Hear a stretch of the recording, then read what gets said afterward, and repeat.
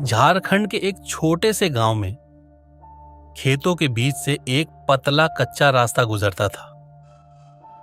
दिन में किसान उसी रास्ते से खेतों तक जाते थे, लेकिन गांव के लोग कहते थे कि रात में उस रास्ते पर मत जाना, क्योंकि कई लोगों ने दावा किया था कि वहां रात में कोई खड़ा दिखाई देता है, कभी दूर कभी बिल्कुल पास। एक रात 3 दोस्त सोनू, बिट्टू और राकेश शहर से देर से लौट रहे थे। बस उन्हें हाईवे पर छोड़ गई थी। गांव पहुंचने के लिए अब सिर्फ वही खेत वाला रास्ता बचा था। रात करीब 11:30 का समय था। आसमान में हल्के बादल थे, चांद भी आधा छिपा हुआ था। चारों तरफ सन्नाटा, बस हवा में धान के पौधे सरसर कर रहे थे। चलते चलते अचानक सोनू रुक गया। तुम लोगों को आवाज सुनाई दे रही है? बिट्टू ने ध्यान से सुना, जैसे खेतों के अंदर कोई धीरे धीरे चल रहा हो। धान के पौधे एक लाइन में हिलते हुए आगे बढ़ रहे थे, जैसे कोई अंदर से गुजर रहा हो। राकेश बोला, शायद कोई जानवर होगा। तीनों फिर चलने लगे। कुछ कदम आगे बढ़े ही थे कि बिट्टू अचानक रुक गया। रुको, आगे कोई खड़ा है। रास्ते के बीच थोड़ी दूर एक आदमी खड़ा था, सफेद कपड़े, सिर नीचे झुका हुआ। हवा चल रही थी, लेकिन उसके कपड़े बिल्कुल नहीं हिल रहे थे। तीनों कुछ सेकंड तक उसे देखते रहे। सोनू ने हिम्मत करके आवाज लगाई, कौन है वहां?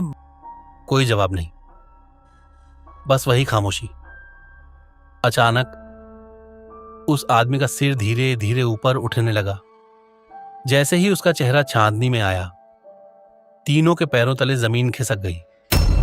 उसका चेहरा अजीब तरह से टेढ़ा था और उसकी आंखें पूरी सफेद, बिना पुतलियों के। बिट्टू फुसफुसाया, ये आदमी इंसान नहीं है।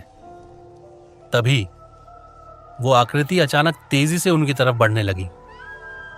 लेकिन अजीब बात यह थी कि उसके पैर जमीन को छू ही नहीं रहे थे, जैसे वो थोड़ा ऊपर हवा में सरक रहा हो। तीनों डरकर भागने लगे।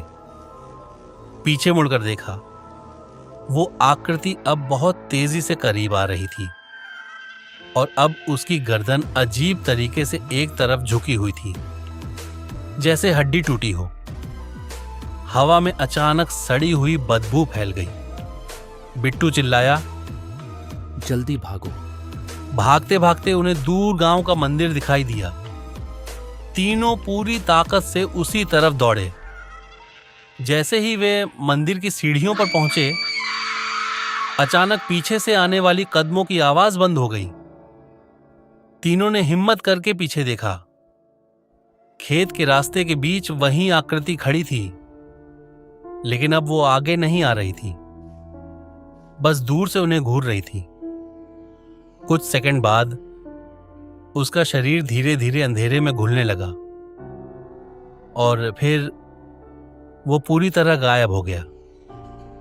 अगली सुबह जब उन्होंने गांव के बुजुर्गों को बताया, तो एक बूढ़े आदमी ने गहरी सांस ली।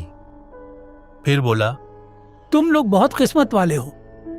कई साल पहले उसी रास्ते पर एक आदमी की ट्रैक्टर से कुचलकर मौत हुई थी। लोग कहते हैं उसकी गर्दन उसी समय टूट गई थी। बूढ़े ने धीरे से मंदिर की तरफ देखा और कहा, अच्छा हुआ तुम मंदिर तक पहुंच गए, क्योंकि वो रास्ते से आगे कभी नहीं आता। और उसी दिन से गांव में रात के बाद कोई भी उस खेत वाले रास्ते से नहीं गुजरता।